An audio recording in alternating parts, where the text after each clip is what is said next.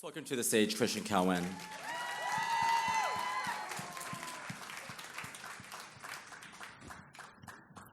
I'm going to hang out up here, just be the peanut gallery. I'll be saying some things here and there. Yeah, we're comfortable. It's Tommy, very just comfy over warning you, Tommy chimes in from time to time, so he might Sometimes. He's not a moderator, but he chimes in with a question, so don't be startled.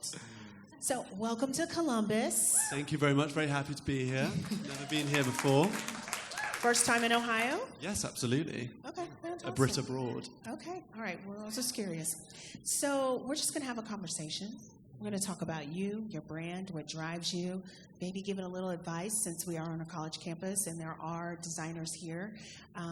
But my first question, I love asking designers this, well, not just designers, but in relation to fashion, what made you fall in love with fashion? I'd definitely say it started with my mum. My mum, as per usual, was the kind of driving force behind me. And she was so chic. She constantly looked like she was going to a funeral at all times. But like a really chic, fabulous one. Like, she's now branched out into colour. It's a new thing. But I kind of was a super creative kid, and I liked all the creative disciplines. But what I loved about fashion was that it allows you to become part of the art. It kind of transcends being on a wall or something, and it can affect your emotions and bring people out of their shells and everything like that. So that really drew me to it. Do you remember what age, kind of, what it was? I actually remember very clearly, like, I was 12, and before, do you know David Attenborough in America? Does anyone know? I wanted to be David Attenborough before this. But then when I was like 12, I decided I wanted to do fashion, and then 14, it was like cemented that that's what it's going to be, and I got my first sewing machine. Question for you. So you're inspired by personalities like Elton John that are divas and, you know, this character. Who are you as a person? Who am I as a person? A tired person. Like, I'm constantly tired. No, I'm super chill. I'm really chill. I had all these crazy party days when I was younger, and I lived my freak flag life and all that stuff. But now I'm just like an old man. I've got a dog, and I just hang out with that. And I work. So I heard that you did a collaboration with Moshika, I think it is, Moshika, right? A brand that is a luxury pet fashion brand. And what I was very amazed by is that it's cruelty-free and vegan. So is it important for you to impact the fashion industry in that way? Completely. I mean, first and foremost, I'm an animal person. Like, I adore animals. They're the best. And so I would never want any part of my career to negatively impact the natural world. And so I don't think that's also as clean-cut as saying, oh, well, I won't use a single animal product as well, because when you look at it, kind of like faux leather is insanely damaging to the environment. So, for example, it's about finding responsibly sourced leather and not just like buying any leather. But yeah, it's always going to be part of my brand for sure. So tell everybody how you actually got your first start. We've seen how you fell in love with it, but how did you get your first start in a career? So it was kind of by surprise. I didn't really know how to sew properly. I mean, I was really bad at it. And so I kind of started gluing together these outfits that I wanted to do. And then me and my friends, I was in my first year at St Martin's in London, and we kind of did like this kind of makeshift presentation of these clothes I glued together. And a great drag queen friend of mine saw them and put them on Instagram, and somehow Lady Gaga saw that. And then Lady Gaga, I got an email from her team, and then she wore some of the looks in New York a few days later. And so it was like this kind of complete luck, really. But I mean, at the same time, I'd been listening to Lady Gaga the whole time while designing it. So I feel like it was like made for her. You brought the good juju in. Oh, absolutely. I purposefully designed many looks knowing who they're going to be for, because I want to get on that person. That's interesting. So what was that feeling like when, not only when they called and said Lady Gaga wants her outfit, but then you saw the picture? Like, take us where you were then. I remember I was in my apartment with my best friend, and someone tagged me in a photo, and I saw it, and I am and was such a big Gaga fan, because as creative kid in the middle of nowhere in England, she was such an inspiration to me. She kind of opened me up to Gareth Pugh and all these amazing designers I would have never seen. So then to have the stamp of approval by her, I was freaking out. It was so exciting. So how did you handle from, being in college, working and having to do turning all these works. How did you handle the stress and the pressure of having to design for all these demands? Because I think that you had a lot of orders coming even before graduating. So what would be your advice for the students that are already stressed, but then when you work in the fashion industry, the pressure is even higher? I mean, it's a good question because I don't know whether I handled it well. I mean, I was always behind on my college work, and it was a nightmare. Don't do that, please don't do that. Yeah, don't do that. I remember, I would loan out my final pieces for my submission before the deadline to people like Miley and stuff, and then they wouldn't return it in time, and so it wouldn't be there for the deadline. I'd have to go, oh, it's with Miley. But I think I tried to make them feed each other. I spent a lot of money on all my kind of artwork stuff for university, and I needed to pay for that. So I used my kind of outside career to pay for all of that stuff. And I think you just find time. Definitely have to give up a social life, realistically. That's just not on the cards while starting a brand. So after Lady Gaga, then what? So I was still in university, obviously. I was in the first year, and then I got asked to make an outfit for a David LaChapelle shoot with Miley Cyrus. And I was obsessed with Miley at the time. So I kind of spent ages on this look. I remember I stayed up for 2 full days as well without sleep. And sent it out. And half the shoot ended up never coming out, so the outfit was never seen. But she loved it. And so she commissioned me for her tour. And so I got to do loads of tour looks.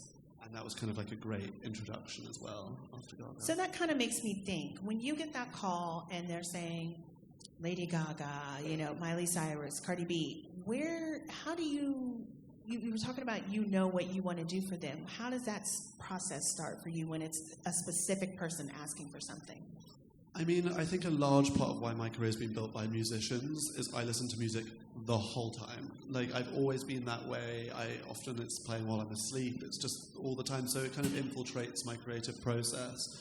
So I just really get a good idea for the identity of that singer. And especially when I'm designing something for someone, I listen to their music while I'm doing it because you really get an idea of their vibe and their energy. Yeah. So you really embrace femininity in all the sense. And you said, in the quote that you said, I'm a truly feminist in every sense of the word. Talk to me about that mini dress with a portrait of Kathleen Jenner. Yes. Oh my God, I love that you mentioned this. I love that you provoke. I love that. Yeah, no, that's a blast from the past. That's from my first ever show, which I've tried to erase from the internet. No, I love that because that cover came out, the Vanity Fair cover, and obviously everyone knows it.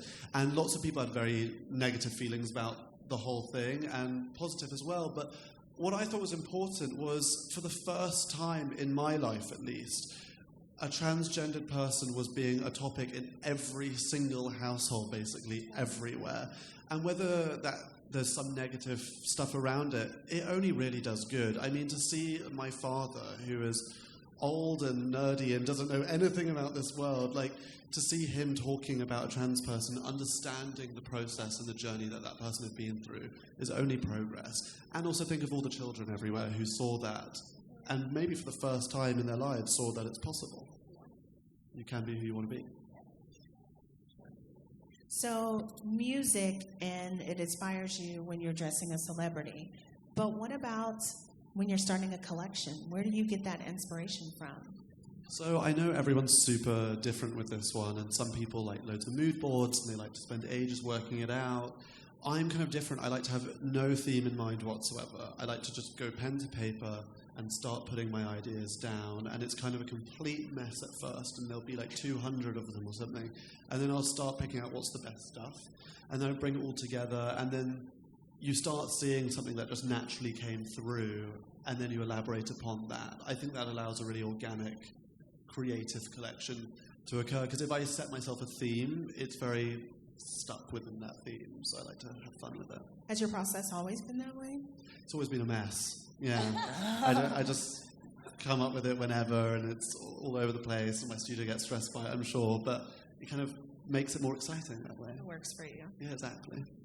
So I was looking at your last spring 2020 show, and read that from your inspiration came from a city where your family come from in Spain, Mohania. Was it important for you to kind of come back to the roots of where your family are from and kind of include that in your collection?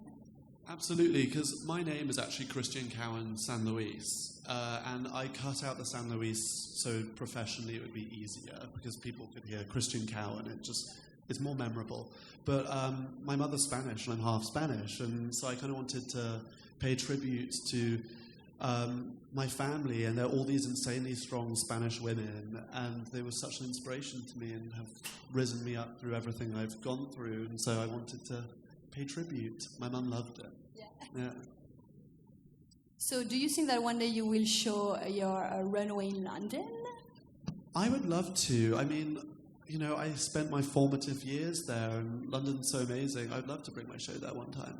We've looked into it already, so it's going to happen. So I want to know, so far, who has been your favorite celebrity to dress? Oh my God, that's so hard to choose. I mean, always Gaga will hold a special place because she's like the first and everything. But Cardi B is great to work with. She really, I like artists who appreciate other artists. So some of them tell you exactly what they want, and it's kind of not cute, and you try and fix it. But she just wants to do whatever you want to do, and that's why it's great, because she allows designers and everyone else to do their job. So I love her. Who else do I love to work with? I mean, on the flip side, Nicki Minaj is also amazing to work with, and Miley is easy. But yeah, just kind of everyone. Everyone's pretty great.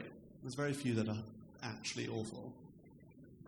I wasn't going to throw you on the bus and ask you who was awful. I cannot answer that question ever. You'd be like, I can't hear you. Yeah, my mic's off. So how do you challenge yourself from one collection to the other? Meaning, what's next? Totally. Like every season, we try to include so many different new techniques and silhouettes, and we really try and push it every season. And I think that's why it helps it evolve further and further, not only also being a larger collection, but in technique and the size of the team, and just adding new accessory categories as well. That's a really fun way to kind of branch out. But so do you surround yourself with people that challenge you also as a designer? Oh, I don't know. I feel like we've got a super friendly atmosphere in the studio. Like, it's super chill. There's music playing. There's always food. Everyone's having a nice time. It's more creative. Yeah, exactly. Like, I've never been someone who's responded to negativity in a positive way. It doesn't make me work harder. It doesn't make me do any of that. So I've always responded to being brought up, and I think that's how everyone is. So we try to have a nice atmosphere. So I don't know whether anyone challenges each other. It's just constant conversation. So obviously, when you look at your collections as a whole, there are certain things that I can tell you love. Patterns, bold colors, and watches. Why? What made you think, I want to take a watch and make gloves out of it? Like all these wild, amazing things. What made you want to do the check and the bold colors? What attracted you to those? I kind of draw inspiration from everything, and I remember one of my brother's friends used to wear 3 watches, and I think he thought he was really cool and tried it out.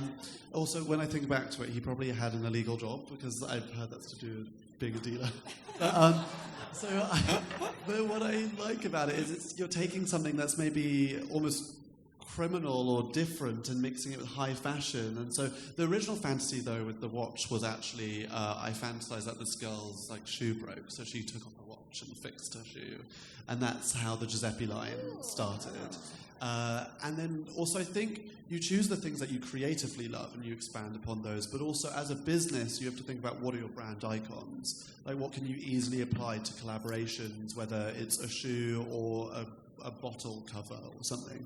And so it's really great. So for me, I've really built up my checkerboard prints and my watch prints and all those things, because they're synonymous now with the brand. Definitely. I mean, it's to the point now, I feel like if something pops up on social media, I'm like, I think I know who did that. As far as your brand and yours, same for you? Yeah, and I think that you're really building your trademark and your signature. So what are the designs for you that, are your signature? I mean, the checkerboard, definitely. I mean, I first did that as a small piece on a runway, and then Cardi wore it on the album cover. And so it's just such a great point of exposure for that kind of theme, and I loved it. It was the first print we ever did. The watches, for sure, the concept of sparkle and sequin and glitter as well, and feathers. But I don't know what the next ones are. We'll see. I'll have to work them out. I don't want to force them. I want them to all be natural and, like, cool. Like, I don't want to, like, decide 5 on the spot and force them. So, the shoes. Do you think that you're going to have another collection with Giuseppe soon? Maybe. Can't comment. There's definitely more shoes coming, more fabulous ones. So, very excited for that one. Yeah, and then talk about your newest collection that dropped today, collaboration. Yeah, and there's shoes in that too, actually. Yes. I released a line with ASOS. It's huge in Europe, and I think it's growing over here steadily. And it's just a really exciting opportunity. It's an online platform, if you don't know it, that sells kind of cheaper, fabulous fashion. And it's fun because, you know, we have so many people who love the brand, but, you know, they can't always go to a store geographically, or monetarily they can't afford like a $4,000 dress. So we really wanted to create stuff that everyone can access. So, like, you can go online now and buy like a fabulous sequin dress for like $50 dollars. I was just in Paris. But yeah, so it's really cheap and it's really amazing, and I'm really excited about it. Do you think you'll do more collaborations if this one sells the way that you anticipated to sell? Absolutely. And also on that line, like, collaborations are such, for anyone who's building a brand, collaborations are the key to building your brand, because it's a great way to use someone else's resources, execute your ideas, get more exposure, and just simply, like, not drain on your own brand, but grow your brand. So yeah, definitely doing more. And they're really fun. I will say I was in Vegas like 2 weeks ago, and I was in the mall at Caesars. At the Giuseppe store was there, so I ran up in there because I was like, where's the Christians?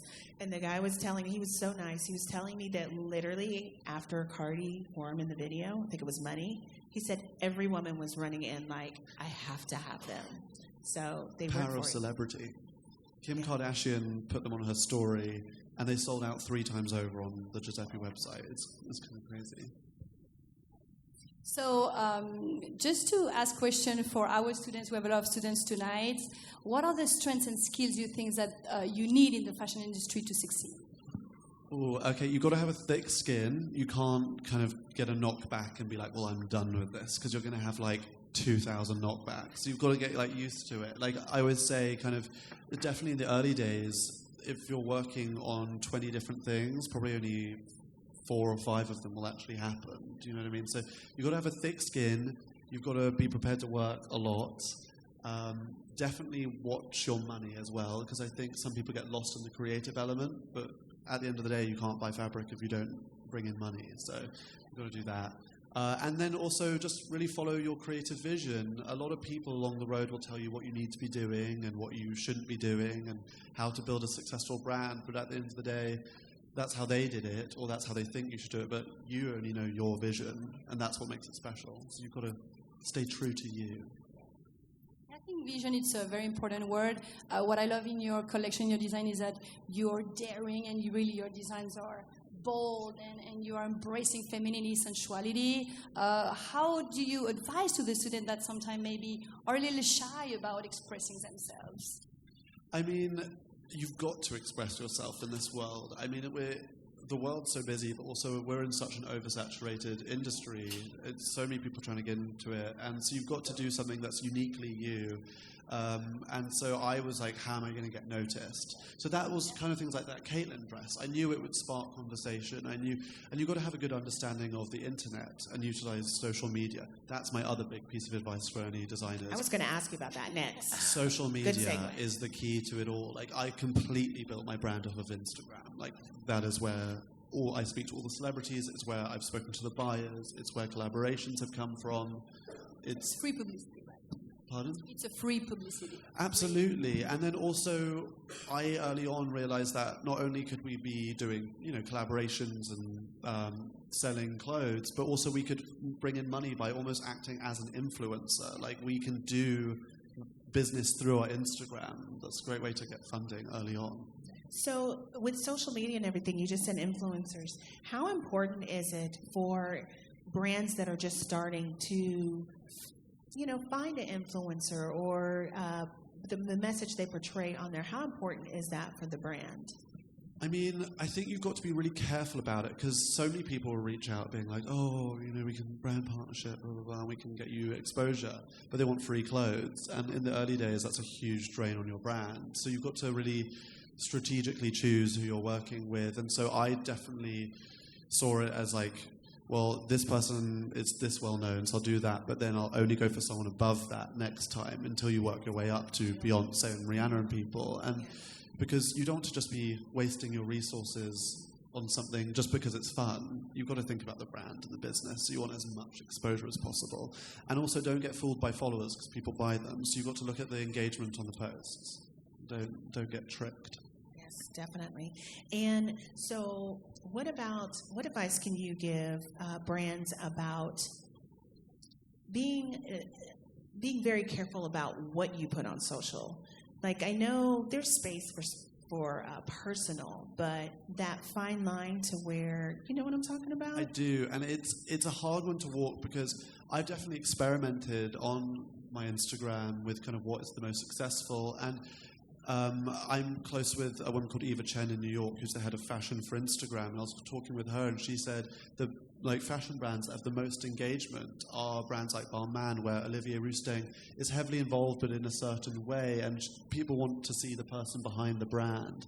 So you've got to find content of yourself that is relevant to your business to allow in there, but then also mainly promote the business. But I mean, the other night I uploaded a video of me taking a shot from Meg the Stallion. So I mean, it's not very. We saw it. I literally was like, "Did you see Christian was driving the boat with Megan the Stallion?" I thought it was hilarious. So I was like, "That is going up." But yeah, you've got to have a personal element to it. You don't want it to be too clinical and like branded. And also, like the algorithm on Instagram rewards you for posting more photos that are actually taken on a phone rather than professional photos. There's all this weird stuff. So. That's interesting. So I'm going to pop in here. This is where I pop in. Hey, guys. Hey, Christian. So we do this thing called lightning round. I'm going to ask you a bunch of questions, and you're going to answer as quick as possible. Okay, I'm ready. Are you sure? Yeah, I'm born ready. Okay. Texting or talking? Talking. Favorite day of the week? Friday. Favorite city in the U.S. besides the one you live in? Oh, L.A. Yeah. Or Columbus. Or Columbus. Oh! Look at that. He is buttering us up. Okay, how about London or New York? New York. Tea or coffee? Coffee. At all times, coffee. Aren't you a Brit? I'm more Spanish than I'm English. Oh, there you are. Thank you for pointing that out. You're right. Yeah. You're right. Droid or iPhone? iPhone. Oops. The last song you downloaded? Oh, this is kind of embarrassing. I just saw Judy, the movie, so I downloaded loads of Judy Garland, which, like, I know is very old school, but I'm into it. It's a classic. There's some bangers on there. Jeans or slacks? Jeans. Vans or Chucks? Chucks. Would you rather be able to speak every language in the world, or would you be able to speak to animals? Oh, animals, absolutely. Yes. I'm over people. I just want animals. My dog and I can have great conversations, or maybe that'd be bad. Favorite holiday? I don't even. Halloween. Fashion Week. Yeah, Fashion Week. That's not holiday. That's holiday. How long does it take you to get ready? Like 5 minutes. Oh. I am a very last-minute kind of guy getting ready. What type of milk do you put in your cereal? Oh, I don't really have cereal. Can I do coffee? Like, yes. What do you put in your coffee? Oat milk. Oat milk. Yeah, I'm very on the oat milk train right now. And last question. I think you did mention who was your favorite to dress, but who's your favorite celebrity that you would want to work with? Cher. Wow. I want to dress Cher. And Dolly Parton and Tina Turner and Elton John. Yeah. So now we're going to do a couple of questions from the audience, like 3. Are we good with that? And then come back to you guys for a couple more questions, and we have to then wrap it up. Is that okay? Yeah. Oh, I think Sarah just turned the other mic on. Oh. Is it ready? Okay, who has a question? Raise your hand high, because we only get 3. Oh, there's one right in the middle. Where? Oh, there's Joan. Sorry, Joan, I just skipped you. What is this box? Ready? What is this magical box? You're supposed to throw it at them, I think. No. Like a microphone? Oh. Yeah. All right. Hi. Hi. My voice sounds so loud, like so high pitched. I'm sorry. I'm a senior here. I love you. My name's Cassidy Siren too, by the way. I've been following you for like the past 2 years, and I absolutely love everything you stand for. Oh my gosh. Oh, you're so sweet. Yeah, and I love how you talked about your design process and how you just start out with sketches, because I do the same thing, and it makes me feel so weird because everyone else doesn't, but I'm so into the music also, but I just love it. Oh my gosh. But I would love to work for you too, so, I mean, if you're hiring. Oh my God, I would love to DM show you me. stuff. DM me. Yeah, literally, I would love it. But my question for you is, what design started out bad, but came out great? Oh, that's a good question, actually. Because sometimes things go wrong Yeah. when you're like making it, and then you're like, oh, that's really Yeah. cute. Like there was a dress actually this season. This model called Aqua wore it in my show. It's like a kind of fuchsia sequin dress draped, but it looks like a denim jacket at the same time. But that was accidentally made by my seamstresses, like 3 sizes too big, and it arrived the day before the show. And I was like, what am I going to do? Because I love this look. So we just like, I just did this draping thing on the back, and it made the dress so much better. And I think now I'm going to be doing a lot more draping and so on, because I just kind of rolled with the punches. It's So that one, it's on my Instagram. I love that. Yeah, thank you. Oh, thank you. Thank you. Who's next? Joan? Joan's got the mic. Joan's got the mic. Hi. Hello. Okay, you're one of Is that mic on? Maybe turn that mic off. Can you turn that one off? Drama with the microphones. Technical difficulties. I feel like we're ready to. Are we ready to roll? All right, Christian, you are one of my idols as well. I mean, I absolutely love you and have been following you. And my question to you is, at what point with your brand did you stop making the actual garments and hired a team? Because at some point you cannot go beyond what your limitations are making the merchandise yourself. And also, once you became, I guess your business grew to a specific point. Like, how did you get to the funding to buy a seamstress? And, and someone that has the experience that you have, where you know that they can put together a garment and have it look professional in the way you would make it. So was that something that was a challenge for you? And, how did you move forward from that? No, absolutely. Well, firstly, thank you for following the brand, for making me blush. Very sweet. But, I guess I started, stopping making the clothes myself after probably, halfway through my second collection at New York Fashion Week. I do not know what year that was or season, because I'm very dyslexic and can't remember. But, there's a point when you realize, you can't... I'm never going to be as good as a seamstress who's been doing it for 35 years and is just phenomenal in every way. But also, just time doesn't allow it. And it's really hard because a lot of my days now are just on my laptop. And I do miss the creative element. But so I got the money to do that by just really hustling. We've never received funding from anyone, friends or family or investors. And so it's just been through graft of bringing in jobs, things like that Miley Cyrus tour in the early days, and collaborations and sponsorships. Really, collaborations and sponsorships are what fund the brand in those first 2 years. And then finding people that are good to work with is just really hard. I mean, we've still got trouble with it to this day. It's, there are seamstress studios that will completely screw you over, and there are people who will steal your money. And, we've gone through it all already, and the brand's only, 3 years old, and we've had, clients not pay huge bills and all these things. But you've just got to, it's trial and error. And then when you find someone great, you latch onto them and you really look after them and keep them. But yeah, does that answer your question? I hope it does. I'm glad. Who's next? Thank you. You guys, you choose. David. Hello, my name is Darcy, and I am one of the designers. I am actually brand new in this industry, and I do have an amazing team. My mom is a technical designer, my mom is an illustrator, but how do you break that barrier of going through the fear of losing the passion because of the business? That's where I'm standing right now. Yeah, I think there are moments you'll definitely experience in your career, and I think they come multiple times throughout your whole career where you're kind of burnt out by it, or something's happened that's really put you back. But then I think you just really have to focus on all the things that you love about it. Like, surround yourself with people who raise you up. And I think also, I mean, for me at least, it's this inbuilt thing. I will never be able to shed my love of fashion design. I'll never be able to shed my creativity. And once you stop getting lost in the industry and focus back to what the real heart of it is and what you really love, the creative element, is when you'll be happier again. So, like, if socializing stresses you out like it does me, it's like I barely go out, I barely do any of that stuff. I just try to let the work do its own thing. And that makes me happy. Thank you. Great answers. Great questions, Yeah, too. very good questions. Wow. I'm going to move it back to Nia and Audrey. We have like time for like maybe one more question from you, and then we have to close it out. Did you find it important to become a businessman, or did you let that to your team?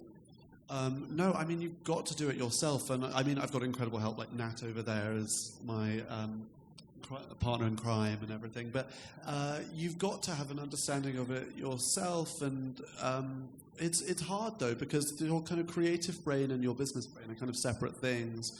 And I usually will go through phases of each. Like, I'll have a few days doing that and then a few days of that. But it is really hard because as things get larger, there are more people loving you, but there are also way more people who are trying to take advantage or do all that. So you do have to be wary. So, yeah. With maturity, you feel, or Yeah, it's a learning curve because I was super intimidated by the business side of it at first because I didn't know anything from it. I was the kid at school who only excelled in art and was terrible in everything else. But then my brother, who's very gifted business-wise, he was just telling me, he was like, well, you just have to start off. You just have to learn and take it slow and just absorb as much information as you can. And then all of a sudden, you know how to make an investor deck and you know how to do all these things. And yeah, just grow, push yourself. So my final question is, what is the greatest piece of advice that's been given to you that you can share with our designers in the audience? So I don't know whether it'll resonate with everyone like it did me, but David Copperfield, the magician, weirdly, I weirdly had dinner with him in Vegas. Don't ask me how, but he just, I don't even remember the correct wording, which is so terrible, so this is terrible delivery. But he just said, essentially, when you think you've given 100% of your energy, he was like, just find 10% or 15% more energy and push it in, even when you think you're finished. Because he was like, that will take it from like great to incredible. And kind of, it's actually been really helpful advice. Like every time I'm finished with something, I'm like, no, but we need to do this, we need to do this, we need to push it. But that was also, my mum used to give me extra homework after I finished my homework, so it's a running theme. Great. All right, thank you. That's wonderful. Great questions. Thank you, moderators, for being Thank part you of so this. much. Let's give them a hand, please. Coming. Great questions, great answers. Christian, we're going to keep you on stage for a little bit longer, but let's give him a hand, please. Thank you for being here tonight. Thank you.